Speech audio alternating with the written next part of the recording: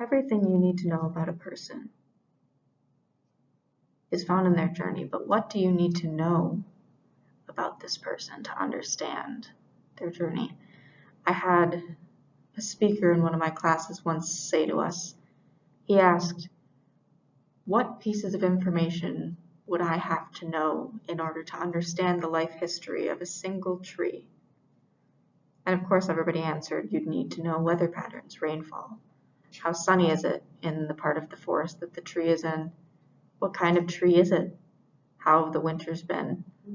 What's the water availability like in the area? And he let us ramble on a little bit, give quite a few examples of things, and then he finally stopped us and said, you'd have to know about every single insect, every single creature that ever came across this tree, that ever used any part of this tree for a resource or shelter. You'd have to understand the rainfall from every single year since the seed first met the ground. You'd need to know much more than soil acidity and growing conditions. You'd need to understand the wind and how each leaf functioned and photosynthesized. You'd have to see every single thing about this tree to understand its life history. And I think that's a beautiful representation of what you'd need to know about a person to really understand their journey. And I know I'm not going to do quite that, but here's my best shot. I was always sort of the weird kid because I was quite excited every year. The first day of school was probably my favorite day every year, beat out Christmas and my birthday even. And it wasn't just because my farm worm made us special first day of school cookies. I genuinely, my entire life, have loved school. I honestly couldn't see myself not being in school. It's kind of a funny bit of irony there that I've now decided to be a teacher, and I will probably not have to spend many days of my life outside of a school now, which I really am living the dream, which sounds a bit funny, but truly I am. And this is a picture from my first day of first grade. I remember that backpack. I remember this flower shirt. The pink on the flower was velvet, and it was my favorite thing. And you can see my little sister standing in the back. She was probably only 3 at the time, and I remember her being jealous that I got to school and she didn't. But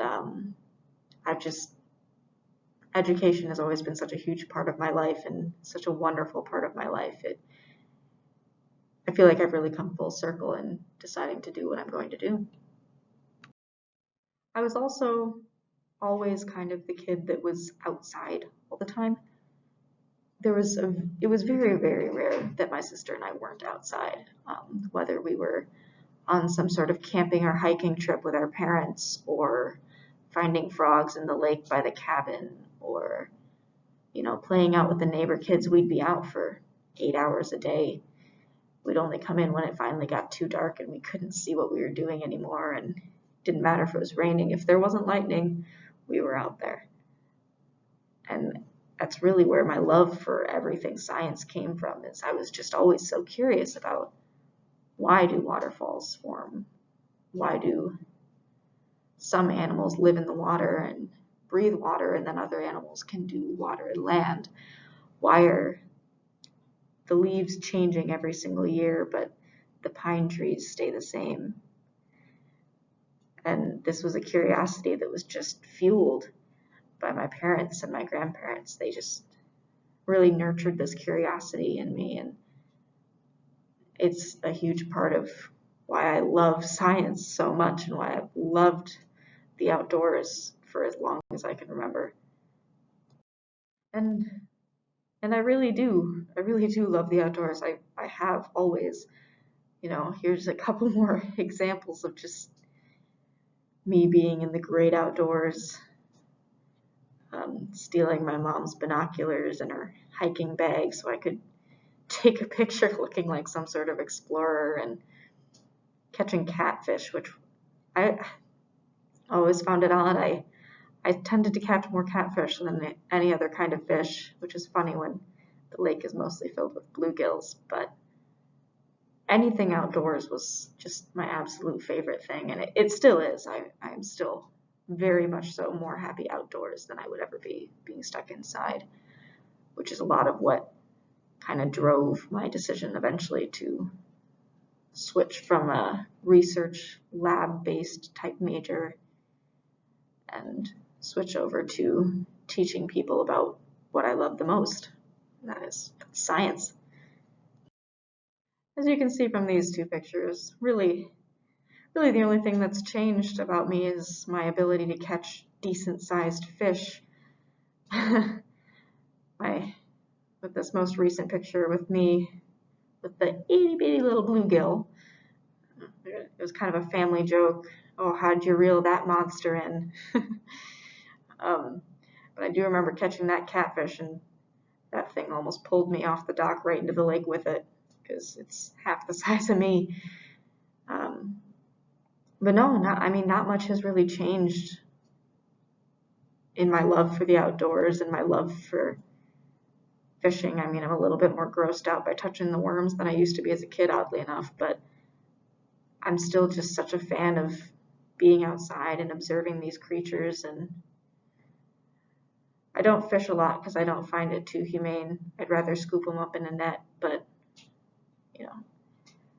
sometimes it's a good time when it's for food, and sometimes you catch a little guy and have to give him back to the lake, but still quite nice, and it's interesting to see that not much has changed, even the way that I look at the fish that I catch. Another thing that really hasn't changed much since I was little, and along with my love for the great outdoors and activities like kayaking, I've never quite mastered the art of not looking incredibly awkward while doing outdoor activities. We actually have files saved of awkward outdoor photos of me because I don't know what to do when people take my photo and I'm in the middle of doing something outside. But these are both pictures from kayaking trips that I've taken with my family, and it's just another one of those things that we did and allowed me to be exposed to something that I love. My family has always been an incredibly important part of all of this for me, and I think probably the people that were maybe more excited about my career choice for teaching than I was, if not equally excited, were my farmor and my papa. My farmor and papa were huge parts of my sister and I's lives. We were at their house almost, if not definitely more than we were at our parents, because they were working a lot, and them living in town was a really handy way for us to have somewhere to go.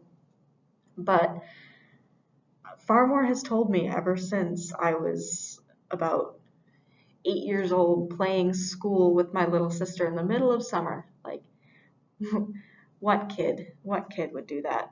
I used to always play teacher. I'd make her up little fake assignments for her to do, and then she'd do them and I'd grade them, and it was just the most fun thing in the world for the both of us. Probably more me than her because she was the one who had to do math problems, but Farmore always told me that one day I was going to be the best teacher, and I was going to be such a good teacher, and it took me a long time to agree with her, and I'm extremely excited and so happy that she's as proud as she is with my decision and as happy as I am with my decision. It's very nice that they're supportive of it as well. They've always been there for everything through high school, the cross-country meet with my papa yelling at me in the background, and my graduation, even with COVID, we met outside, and it's just, they've been a huge part of this, and their support has been a absolutely massively important part of all of this for me. And of course, we can't forget my lovely parents and all of their support. And they were the ones that took us, my sister and I, on so many hiking trips and taking us outside, just exposing us to as much as they could the world and showing us how beautiful the world we live in is, and making sure that we know that we need to do what we can to help protect it and help conserve what there is. We're learning new things like kick sledding or going to waterfalls to feel the water. I think I was about 3 years old in that picture. And it's just, again, their support has just been so amazing. The person that I think influences me the most, though, is definitely my little sister, Megan. A lot of what I do for her. I want to make sure that everything in the world that she wants, she gets. And she's been such a huge part of everything that I do for as long as she's been around. She's 3 years younger than me, but ever since I became a big sister, she was my purpose. We were doing whatever we were doing, and this Titanic picture of us is not the only Titanic posed picture of us that exists. There's probably about 6 or 7 in different locations, but whether it's taking pictures with tiny hands at Christmas or taking a family portrait style picture with a Van Gogh portrait or playing Titanic on the top of Hogsback Mountain, she's always bringing her unique outlook on life and her unique perspective to my life, and the identity of being her big sister has been the greatest thing that I could ask for and the greatest honor, because she looks up to me for so many things. I used to play school with her. We used to play pretend. I'd be the teacher, and it was an easy way to help her with her homework, and she still calls me even though I'm pretty sure she doesn't actually need my help. I think it's just she wants to talk.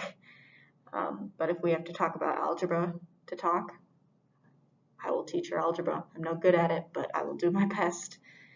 And a lot of what I do for her. And that really ties in a lot to my decision to do this, because she was one of the people who really believed that I could do this despite everything that I was telling myself. Because my farmor and papa were saying it too, but hearing it from her was just, it's extremely important.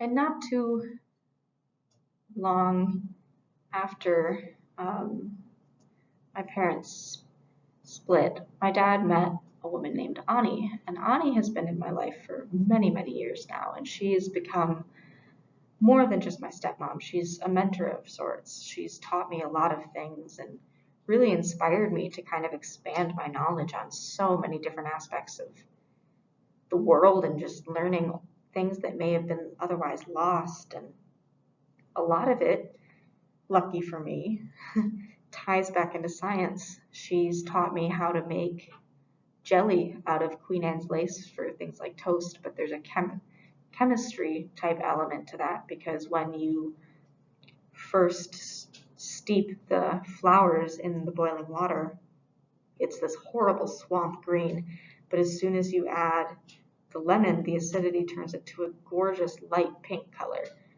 And that was one of the first kitchen science experiments that she ever showed us. And she's also taught me so much about natural dyeing and natural fibers. And this is a picture of some wool that we dyed with goldenrod from our meadow. And as you can see from this picture, we have no shortage of goldenrod in our meadow. And we're lucky to live in a place, we call it Kuslig Hollow. And it means basically in Norwegian, cozy hollow. It's not the direct translation, but it's a similar feeling to the word hygge in Dutch. It's just a cozy, positive, warm, happy feeling.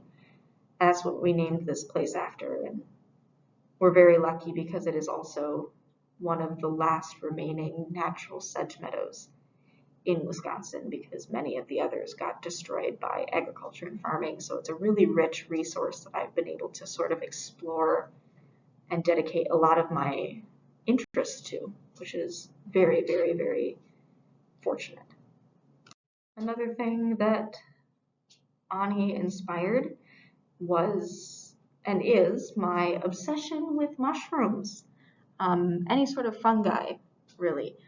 Not just the fruiting body, the mycelium as well, of course, but she really wanted to teach somebody about mushrooms and foraging, and I've always been sort of fascinated but intimidated by mushrooms because they're quite the kingdom to tackle, and there's a lot of risk involved if you don't know what you're doing. But I was confident in her to help teach me, and I've been learning for the past 5 years, and I couldn't be more grateful.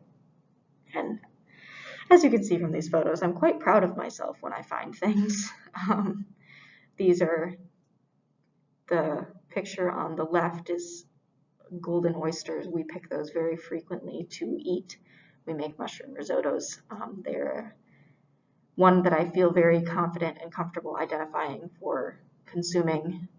And the one on the right is a giant bolete mushroom that was knocked over and out of the ground by my dog, but it was about as big as my face, so you got to take a picture. There's no alternative there, but say mushroom obsession, I mean obsession. I have about 400, 500 photos on my phone alone. That's not including those that are on my camera or computer of mushrooms, because the diversity of the kingdom fungi is just incredible.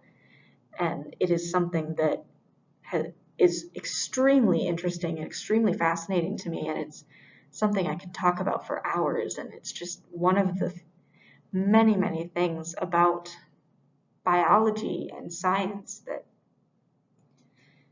it's just so incredible. It's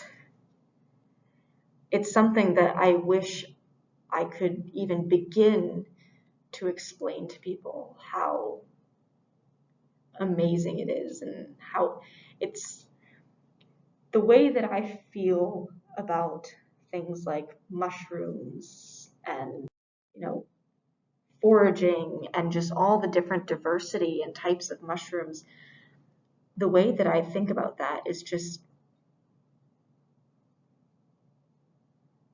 it's really what's kind of inspired me to share my passion and teach the next generation of those who may be interested in things like this, the next generation of scientists, or, you know, just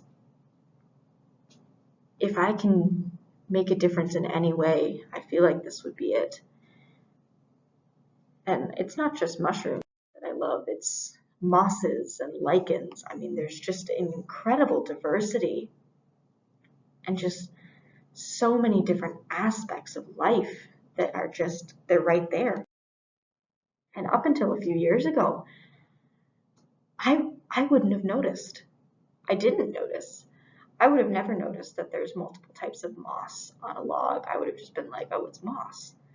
Or the lichen on the trees was nothing more than just lichen on trees. It wasn't something that could be chemically altered to be a dye for wool. It wasn't something that could be medicinal. I didn't even know what liverworts were. I didn't know that it was a type of non-vascular plant. It's just the things you learn and the knowledge that's kept is just incredible. And to share that and to be a teacher, I think, is one of the greatest honors that I could ever find in any sort of career path. And of course, along with my fascination and obsession with all things fungi, I have quite an interest in what they do, and that is being decomposers and recycling things back into nutrients for the soil. And that has led me to be very fond of finding bones out on hikes. Both of these pictures were extremely fun finds. The photo of Megan holding the skull on the stick was one we found in the woods, and it was just, it already had the stick in it. She just picked it up like that. But the bag of bones I went out to find because I knew that there was a coyote skeleton on our property, and I went out to find it, and while I was out there it started pouring rain and I was 2 miles from the house. But it was for a good cause. I obviously found the bones, and it's something that I use as kind of a tool for me to kind of study further both, what creatures do we have in our area? How many are there? How many have stayed there and died there? And then also, you can look at them and see how old were they, rough estimates, and how long have the bones been there? Are there any indication that they may have been killed and fed on by predators? You can tell so much from bones, and it's just another aspect of my fascination with life sciences and science in general. And the chemistry behind the decomposers and the fungi and the mycelium is it's just incredible. Another really crucial part to my whole journey with all this has been my aunt and uncle. When I moved up here originally for my freshman year, I was absolutely terrified. It was a huge transition in the middle of a global pandemic, and that really kind of was a setback, just dealing with this global pandemic while also trying to deal with what it meant to be so far away from home. And the two of them really helped. We go on weekly hikes with their dog Ruby. She's being carried like a sheep in the one picture because her toes got too cold walking on the ice. But it's just, I feel incredibly lucky to have somebody to go to and to hike with and to show me all of these amazing locations that I probably wouldn't have found by myself. Crawling through ice caves under the pipeline, or skating out on Lake Superior and climbing to the top of Hogsback and finding all these places where there's all these mushrooms and things. And it's also quite helpful to have somebody with you, so when I inevitably climb on things that I probably shouldn't climb on, there's somebody there to witness whatever may happen, but also take some pretty interesting photos of it along the way. It's kind of always been a hobby of mine, climbing different things and rock faces, trees, pillars on the ore dock, whatever it may be. Kind of that way to get a new perspective, whatever it was that I was looking at in the first place. So now here I am. I'm in my second year and I'm loving what I'm doing so far. I've changed my major twice now, getting to where I am and finally being in education. And first I started off with mortuary science, then I moved to botany, which is quite the jump.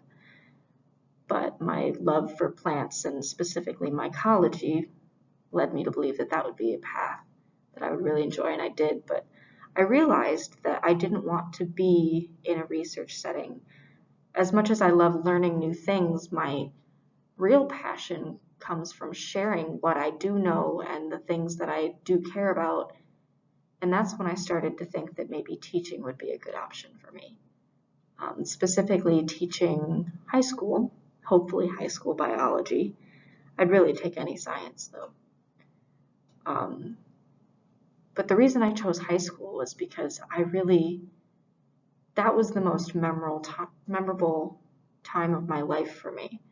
That was the time where I really started to kind of form my own personality, my own way of being, and my instructors, my teachers had a really important part in that. And in the educator interviews, I got to talk to one of them again, and hearing more of what it's like to be an educator rather than just be a student really only cemented the fact that this is what I want to do. This is something that I love. This is something that I love studying now, and I'm going to love talking about later. And I am incredibly excited about all of it. One of my main goals is to really incorporate real world experiences and real hands-on type learning in my classroom environment, because that's something that's been extremely crucial to me throughout my journey and throughout my education, has been just the ability to take what it is that I've been learning, take what it is that I've been told, and actually apply it to something.